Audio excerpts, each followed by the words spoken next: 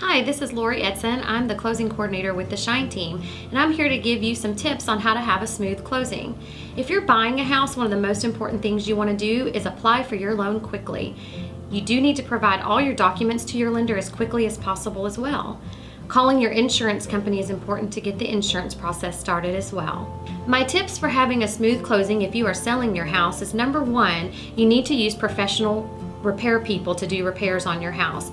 I've had many sellers try to do repairs themselves only to find out that it was not up to a professional standard, and in the long run it delayed closing and cost them more money. You also want to be sure that you have all your utilities on at your property when you are getting ready to have a home inspection. Make sure your property is de-winterized so that they can turn everything on to inspect it. Then most important thing is to exercise patience during the closing process. There are going to be things that could delay your closing, and just knowing that we will get to the finish line is very important, and just to exercise patience. Whether you're buying or selling a home, I hope you find these tips useful. Always call Shine Team Realtors for any of your real estate needs. 254-690-4321.